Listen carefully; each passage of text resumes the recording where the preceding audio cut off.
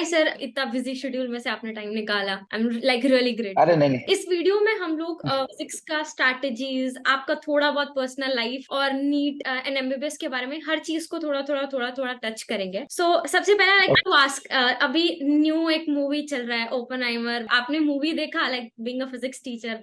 Movie नहीं देखा, लेकिन मुझे ये पता चला कि काफी लोगों को वो मूवी समझ नहीं आ रही है फिजिक्स की वजह से। तो इट्स लाइक थोड़ा हाँ। क्वांटम फिजिक्स उसमें है। उसमें क्या है, एटॉमिक न्यूक्लियर फिजिक्स है। होता क्या है कि बहुत फेमस इक्वेशन है, E is equal to MC square. तो ये मोस्ट फेमस इक्वेशन है जो आज सब कोई जानता है। जो नॉन साइंस स्टूडेंट है या पान की दुकान पे भी आप पूछोगे E is equal to MC square, तो वो बता देगा हाँ सुना तो है। बस इसी का एप्लीकेशन है। E is energy, M is mass and C square, C is speed of light. तो ये million million and million times energy है जो पूरी दुनिया को बर्बाद कर सकता है। So like my first question is, for example, मैं पहली बार आई, ठीक है, मैंने हम्म।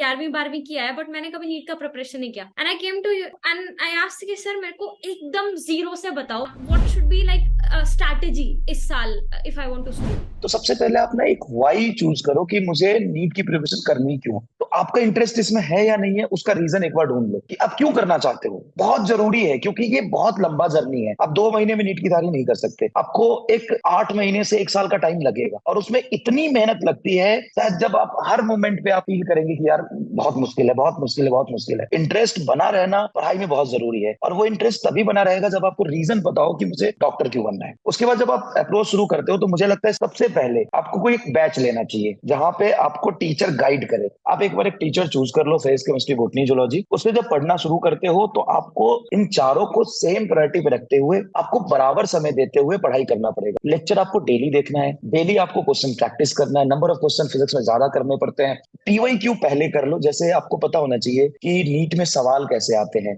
मुझे सबसे ज्यादा इम्पोर्टेंट टेस्ट लगता है। मुझे ऐसे लगता है हम्म। हम लोग बीच में कहीं भी ट्रैक लूज कर रहे हो ना, एकदम टेस्ट ना मुंह पे हम्म। अच्छा चपाड़ मारता है कि देख तू कहाँ स्टैंड कर रही है। किसी भी कोचिंग इंस्टीट्यूट के ना 2 साल के 3 साल के पेपर कहीं से इकट्ठा करके ले आओ, वो उठा के रख दो और उसको लगा दो। उसको लगाने के बाद ना आप किसी भी इंस्टीट्यूट के कहीं के भी टेस्ट दोगे ना, सबको लगेगा क्वेश्चन रिपीट होते हैं।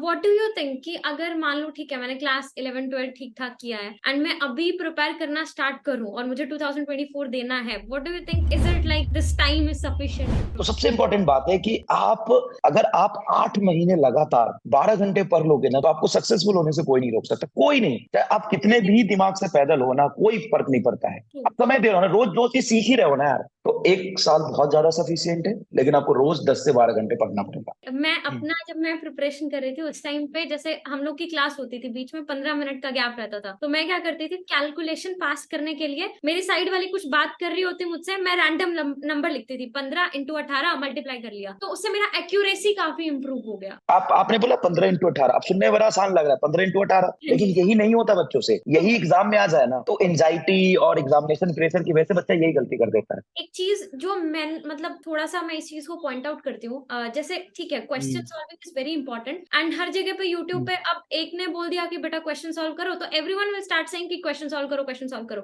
ठीक है, question solving is very important, it is like 40% part, लेकिन मुझे 60% टीचर के नोट्स इंपॉर्टेंट लगते हैं, क्योंकि सिर्फ वो टीचर के नोट्स पढ़ के मैं बैक एक्सरसाइज के 200 क्वेश्चंस में से 160 कर पा रही हूँ। अब बच्चे क्या करते हैं, एक बार पढ़ के और उसके बाद भाग जाते हैं सीधा क्वेश्चन सॉल्व करने। मुझे लगता है कम से कम 4 5 बार उन नोट्स को पढ़ो, खुद से सॉल्व करके देखो, एंड उसके बाद 160 की जगह 170 होने लगेंगे, और बस वो 30 क्वेश्चन जो नहीं हुए उनका वो बचेगा। तो this thing is very underrated. बच्चे को टीचर का नोट्स पढ़ने के लिए पहले लेक्चर देखना पड़ेगा। अगर वो डायरेक्टली टीचर के नोट्स देखता है तो उसको कुछ समझ नहीं आएगा, 50 कंफ्यूजन होंगे। मैं कहता हूँ कि इंडिया में जितने भी फिजिक्स टीचर हैं जो नीट को पढ़ाते हैं, वो हर टीचर के नोट से आपको नीट में 50 में से 40 से 45 सवाल मिल जाएंगे। आप पहले टीचर पर भरोसा करिए, टीचर के लेक्चर देखिए। टीचर के लेक्चर देखेंगे, नोट्स बनाएंगे, आपको कंसेप्ट क्लियर हो जाएगा और क्वेश्चन प्रैक्टिस आपकी उसी से हो जाएगी।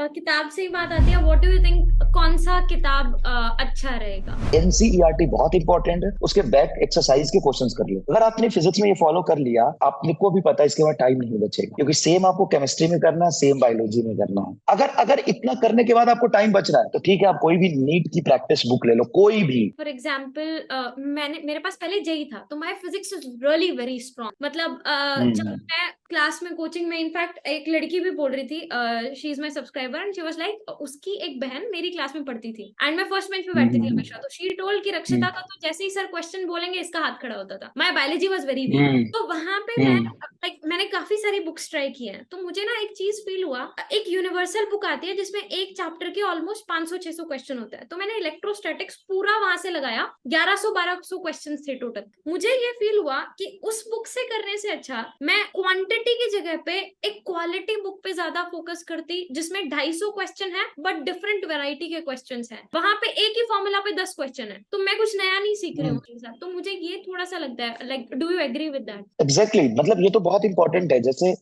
आप अगर किसी चैप्टर के 50 सवाल कर रहे हो लेकिन 50 सवाल अलग कंसेप्ट के हैं, अलग फॉर्मूले से आ रहे हैं, वो ज्यादा इंपॉर्टेंट है कि आप एक ही फॉर्मूला को F = G(m1 m2/r²) को 10 बार लगा रहे हो। इससे तो आप कुछ नहीं सीखोगे, कैलकुलेशन आपकी स्ट्रांग हो जाएगी लेकिन आप नया फिजिक्स नहीं सीखोगे। और टीचर के नोट्स में कहीं ना कहीं यही खास होता है कि टीचर एक टॉपिक पे 10 सवाल करा ही नहीं सकता, उसकी लिमिटेशंस है, वो आगे बढ़ेगा। बस बेसिक मेथड स्ट्रांग कर लो। फिर कह रहा हूँ, समय दो, फॉर्मूले कंसेप्चुअली फील के साथ आपको याद होने चाहिए, और टीचर के नोट्स के सारे सवाल कर लो। और मान लो मैंने ठीक है सब कुछ मैंने लेक्चर देख लिया, नोट्स बना लिए, उसके बाद मैंने जब मैं क्वेश्चन सॉल्व करने बैठी तो कई बार ऐसे होता है कि सॉल्व ही नहीं होता। आप बीइंग अ फिजिक्स टीचर एक क्वेश्चन को कैसे अप्रोच करना स्टार्ट करते हो? सबसे पहला मैं कहूंगा कि कंसेप्ट आते हुए ना लैंग्वेज को समझना, मतलब सवाल को पढ़ना बहुत इंपॉर्टेंट है। पढ़ने के तरीके से आप कंफ्यूज हो सकते हैं। जैसे आपने पढ़ना शुरू किया कि car is moving with speed इतना, और आपने बीच में ही छोड़ दिया बिना फुल स्टॉप के, और उसके बाद फिर आप दोबारा पढ़ रहे हो, आपने वेलोसिटी लिख ली पहले, कहीं ना कहीं कंफ्यूजन क्रिएट करेगा। और अगर आप पूरा सवाल पढ़ते हो, जरा समझना, पूरा सवाल पढ़ते हो तो लिखा है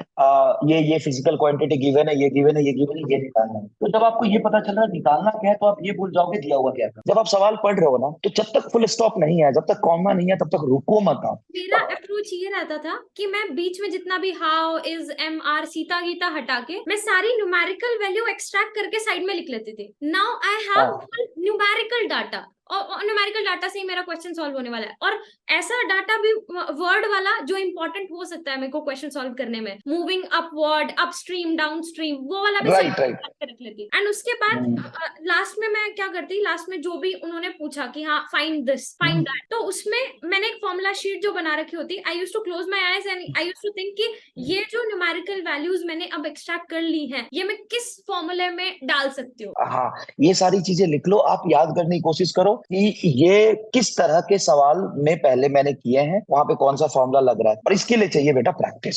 सर लाइक अभी मैं थोड़ा सा आपकी तरफ आती हूँ, लाइक मैंने आपका जो स्टॉक्स भी देखा और एक दो जो पॉडकास्ट आशु सर के साथ शूट किया है, like you scored 48.7% in like class 12 and अभी आपको लाइक आपने रिकॉर्ड भी बनाया, 15+ घंटा इतना लगातार पढ़ा रहे हो।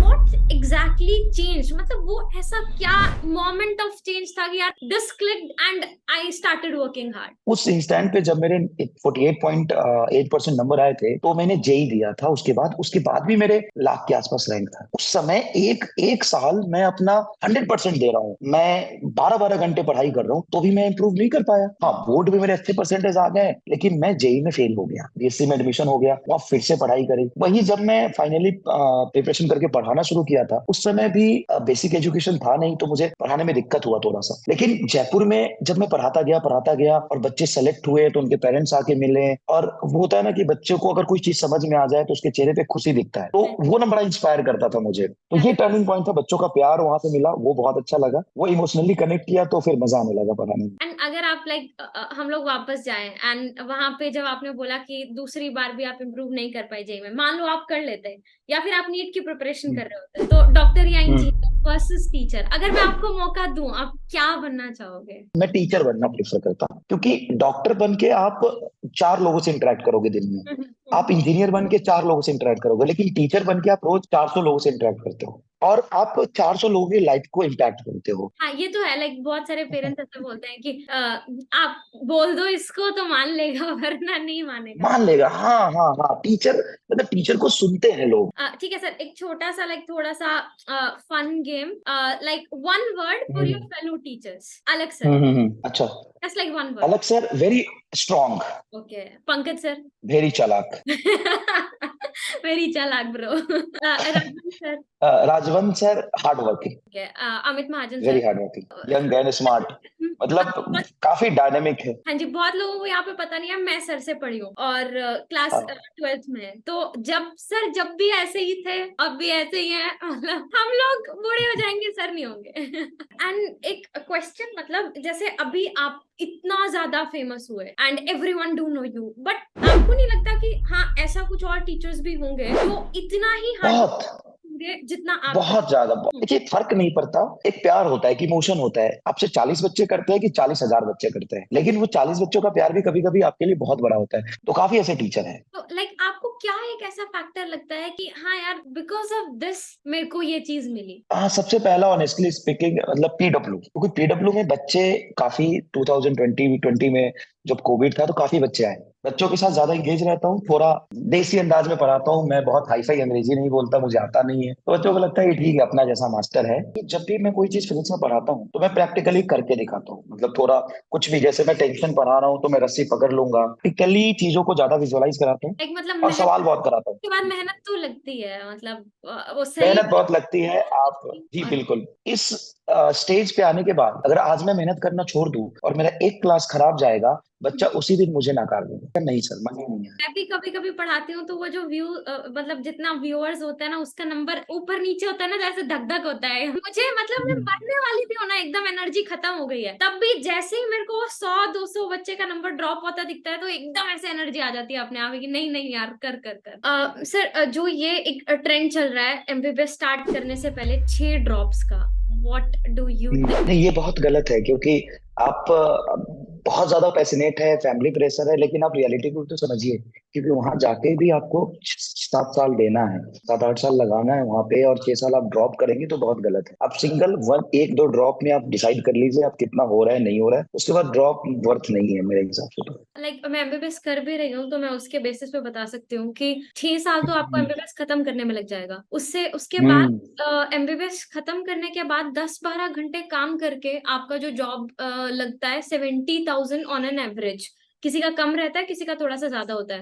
एंड अगर उससे पहले 6-6 ड्रॉप्स ले रहे हो, ठीक है, you are very passionate about it, लेकिन आपने 12 साल पढ़ के 70-80 हजार की नौकरी आप कर पाओगे। एंड उसके बाद आजकल तो आपको भी बताया, सिर्फ एमबीबीएस के पास तो कोई नहीं जाता है। आप बाहर आप हम्म। रिस्पेक्ट कर रहे हैं लोग, बट ट्रस्ट मी, यहाँ पर सिर्फ एमबीबीएस की कोई भी रिस्पेक्ट नहीं है। दूसरा है कि एक टाइम में आपको लगेगा ना कि आपने बहुत ज्यादा अपने लाइफ का प्रीशियस टाइम आपने इन्वेस्ट कर दिया सिर्फ इस चीज में। इससे अच्छा यही साल उसने कहीं और लगा दिए होते ना इतने ही पैशन के साथ, तो बहुत ज्यादा बेटर हम्म। होता लाइफ में। सर, लाइक आपने जब पढ़ाना भी स्टार्ट किया, इनिशियली आपने इंटरव्यू दिया, उस टाइम पे भी आपको नेगेटिविटी आया कि नहीं पढ़ा सकता, एंड यूट्यूब पे भी बीच में नेगेटिविटी आता रहता है। तो जब भी कोई मतलब ऐसे बोला कि नहीं कर सकता, नीट एस्पिरेंट्स को भी बहुत लोग बोलते हैं कि नहीं कर सकता, this and that, how to overcome that, उसके साथ कैसे डील करें? देखो भाई, ये जो सोसाइटी है वही तुम्हारे लिए ताली भी बजाती है, पीठ भी थपथपाती है, और वही तुम्हें गाली भी देगी। तो आप समझो उसका काम ही यही है। आप जब सक्सेसफुल होते हो तो आते हैं ना गांव के 4 लोग, मोहल्ले के 4 लोग, रिलेशन के 4 लोग, तो बस रहो, accept करो जो वो कह रहा है, ठीक है। ठीक है सर, लाइक 9-10 क्वेश्चंस है एंड रैपिड फायर, लाइक हम्म। फटाफट आपको इनका आंसर देना है। तो फर्स्ट क्वेश्चन, बिल्कुल। Your marriage was love marriage और अरेंज मैरिज? 50-50। 50-50। पहले लव हुआ और अरेंज बना दिया, या अरेंज था फिर लव बना दिया? पहले लव था, फिर अरेंज बनाया उसको। ठीक है। हाँ जी। उससे पहले गर्लफ्रेंड्स कभी रही हैं? हाँ, बहुत सारी। Okay. मतलब देख लेना कभी आज रात को गाना ना मिले घर पे। एग्जाम्स में चीटिंग? हाँ, मैंने तो खूब करी है, 10th में बिहार बोर्ड में। What's your age? 32। When did you start teaching? Actually मैं होम ट्यूशन पढ़ाता था दिल्ली में ओके। 2012 से 2012 में, बट मैंने एक्चुअल में कोचिंग में जर्नी अपना स्टार्ट किया था 2014। मतलब ऑलमोस्ट लाइक 20-21 की उम्र से ही। तो लाइक मुझे भी अभी अभी मैं जस्ट 10 दिन पहले 23 की हुई हूँ, तो मुझे कुछ लोग बोलते हैं पहले वो कर लो, तो कोई आज के बाद बोलेगा नहीं मुझे। एक क्वेश्चन बहुत टफ होने वाला है आपके लिए, स्टूडेंट्स वर्सेस वाइफ। अगर स्टूडेंट्स चूज किया तो आज रात का खाना नहीं मिलेगा, अगर वाइफ चूज किया तो व्यूज ड्रॉप होगा। वाइफ, अच्छा मतलब बच्चे, स्टूडेंट, वो नहीं नहीं, स्टूडेंट अंडरस्टैंडिंग है ना, वो समझ जाएंगे सिचुएशन को। मतलब आप कहना बच्चे चाहते हो, बच्चे ज्यादा अंडरस्टैंडिंग है। मतलब आप कह रहे हो कि मैम नहीं समझेंगी। मैम देख रही होंगी इस वीडियो को तो जरूर दिखाना। Ever failed in any subject physics में? नहीं, फिजिक्स में फेल नहीं करा मैं, मतलब फिजिक्स में अच्छे मार्क्स आते थे। Next question, most important thing of your life, कि मतलब इसके बिना तो आई कैन नॉट। तो अभी के टाइम में मुझे लगता है कि टीचिंग, मतलब अगर मैं पढ़ाऊं नहीं तो मुझे मजा नहीं आता, मतलब एक घंटे मतलब बिल्कुल पढ़ा नहीं, मैं टीचिंग कभी नहीं छोड़ सकता। Like are you a movie lover? तो मतलब कोई मूवीज का रिकमेंडेशन जो मोटिवेट कर सकता है। बहुत कम देखता हूँ मैं, बट एक मूवी देखी थी अभी मैंने रिसेंटली, टीचर करके है, टीचर ही है मूवी का नाम, साउथ की मूवी है, अच्छी मूवी है। मैं तो बहुत बड़ी बॉलीवुड मूवी फैन हूँ, मतलब कोई मूवी आएगा मैं जरूर देखूंगी सबसे पहले। And best day of your life? जब आकाश में पहली नौकरी लगी थी ना मेरी, उस समय जब पहला सैलरी आया था ना, मुझे याद है 35,000 रुपए, और जाके मैंने बैंक से निकाला था कुछ पैसे, वो एक्साइटमेंट अलग था, मतलब वो एक फील अलग था। दैट इज देयर, मतलब पहली चीज पहली होती है। मेरे लिए भी जब नीट में पहली बार सिलेक्शन हुआ था, तो that was like literally one of the best days, not just for me, for my hmm. Family. उस चीज ने पूरा का पूरा लाइफ ही चेंज कर दिया। Alright sir, thank you so much once again. कभी फिर भी हम चाहेंगे कि आप आओ और आके थोड़ा और लाइक शेयर करो, हाँ है ना, बिल्कुल लर्न। बिल्कुल मुझे भी बहुत सारी चीजें बिल्कुल। सीखने को मिली, and like thank you so मुझे भी मच। बहुत अच्छा लगा बात करके आपसे।